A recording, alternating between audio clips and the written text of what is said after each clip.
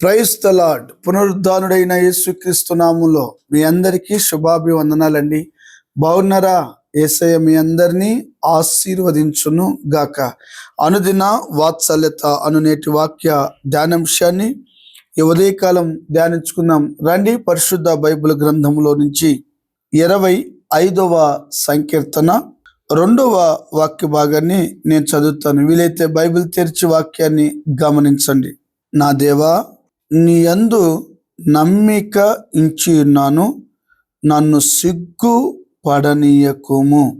యేసయ్యకి మహిమ కలుగును గాక.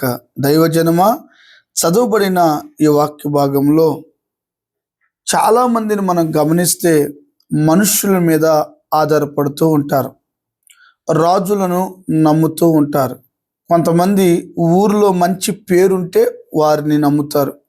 కొంతమంది మంచి జ్ఞానవంతుడైతే, తెలివి కలిగిన వాడైతే, డబ్బు కలిగిన వాడైతే, ఆస్తి కలిగిన వాడైతే, ఊరిలో పెద్ద మనిషి అయితే, వారి వారి స్థాయి స్థితులను బట్టి మనుషుల మీద కాస్త నమ్మకాన్ని పెంచుకుంటారు. ప్రజలు ఎలాంటి వాళ్ళంటే వారి వారి స్థాయిలను చూసి ఏదైనా దొరుకుతుందేమో అనుకుంటారు. యేసు ప్రభులు వారు కూడా ఒక అంజూరపు చెట్టు దగ్గరికి వెళ్ళి ఫలం వెతికితే ఆకులు తప్ప మరేమీ కనబడలేదు. అలాంటి జీవితమే మనుషులను ఆశ్రయిస్తే కలుగుతుంది, జరుగుతుంది. ఈ చదవబడిన వాక్యంలో నన్ను సిగ్గుపడనీయకుము అన్నాడు. ఈ కీర్తనకారుడైన దావీదు గారు రాస్తున్న ఈ కీర్తనలో ఎందుకు ఇతను ఈ మాటను ప్రస్తావించాడు? ఎప్పుడైనా మీరు ఆలోచన చేశారా? మనుషులు నమ్ముట కంటే, రాజులు నమ్ముట కంటే యెహోవాను ఆశ్రయించుట మేలు అన్నాడు. ఈ రోజున నువ్వు మనుషులు నమ్ముతున్నావు గనుకనే సిగ్గు, అవమానం నీకు కలుగుతుంది. ఈ రోజున నీ చేతి పనిని నువ్వు నమ్ముకుంటున్నావు గనుకనే సిగ్గుపడిపోతున్నావు. ఈ రోజున నీ ఊరు బలాన్ని, కండ బలాన్ని, బంధువు బలాన్ని, నీవేదో చేయగలననే నీ జ్ఞాన బలాన్ని బట్టి అతిశయిస్తూ సిగ్గు, అవమానంతో బాధపడుతున్నావు. బైబిల్లో ఒక తల్లి ఉందండి, మీరందరూ ఎరుగుదురు కదా. ఎవరు? మన రూతుము గారు. తన జీవితంలో దేవుని మీద నమ్మకం ఉంచింది గనుక భర్త చనిపోయినా, పరిస్థితులు ఎండిపోతున్నా ప్రభు మీద ఆధారపడింది గనుక, అత్తమా నన్ను విడిచి వెళ్ళిపో అని నువ్వు చెప్పొద్దు, నీవు ఎక్కడుంటావు అక్కడ ఉంటానని చెప్పింది కదండి. సరే, మనస్సు కుదుట పడింది, కుదిరింది అనుకొని ఆమె దగ్గర పెట్టుకుంది. విచిత్రం చెప్పనా, ఎప్పుడైతే ఆమె దేవుణ్ణి ఆశ్రయించిందో, దేవుని మీద నమ్మకంతో అక్కడ ఉండిపోయిందో, దేవుడు ఒక గొప్ప కార్యం ఆమె జీవితంలో చేశాడు. ఒట్టిగా నమ్మితే జరగదు. ఆమెంట నయోమిని హత్తుకుంది. ఈ వాక్యం వింటున్న దైవజనమా, వాక్యం అనే దైవాన్ని నువ్వు హత్తుకోవాలి, దేవుని సన్నిధిని నువ్వు హత్తుకోవాలి. ఎప్పుడైతే నీ నమ్మకానికి తగినట్లుగా దేవుణ్ణి హత్తుకుంటావో, ఎగ్జామ్కి వెళ్ళావు, నీకు మైండ్లో ఉంది, క్వశ్చన్ పేపర్ అంతా చూసావు, ఈ క్వశ్చన్స్ అనర్గళంగా రాయగలను అని నువ్వు అనుకున్నావు, కానీ రాయట్లేదు. పాస్ అవుతావా? ఫెయిల్. అలానే నమ్మకాన్ని ఉంచావు దేవుని మీద. ఆ నమ్మకం కన్ఫర్మ్ ఏంటో తెలుసా?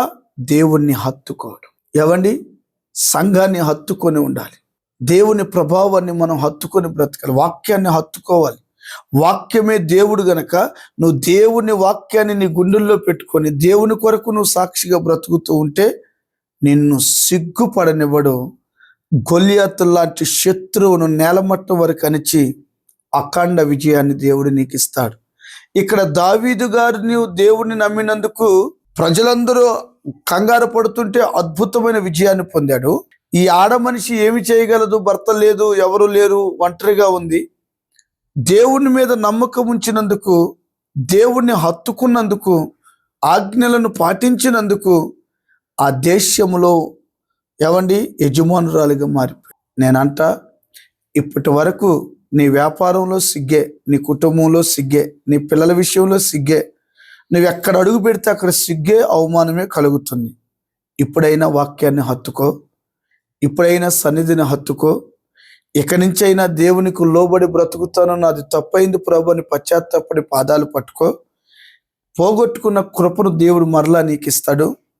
నువ్వు అడుగు పెట్టిన ప్రతి చోట హిజ్కియాకి అద్భుతం ఇచ్చినట్లుగా నా దేవుడు నీ వెళ్ళిన చోటల్లో తోడుని నీకు జయమిచ్చును గాక. మనుషులు నమ్మొద్దు, రాజులు నమ్మొద్దు. ఏవండి, నీ పూర్ణ హృదయంతో ప్రభు మీద నమ్మకాన్ని ఉంచు. సిగ్గును కొట్టివేసి నీ నోటి నిండా నవ్వు కలగ చేయనుగాక. ఆమెన్. ప్రేమ కలిగిన తండ్రి, ఈ వాక్యం విన్న తర్వాత ప్రతి బిడ్డ నిన్ను హత్తుకొని బ్రతుకున్నట్లుగా సహాయము చేసి నీ రాకడకు మమ్మల్ని సిద్ధపరచమని యేసు నామమున అడిగి పొంది ఉన్నాము తండ్రి. Amen. Thank you. God bless you. దేవుడు మీ అందరినీ ఆశీర్వదించును గాక. ఆమెన్.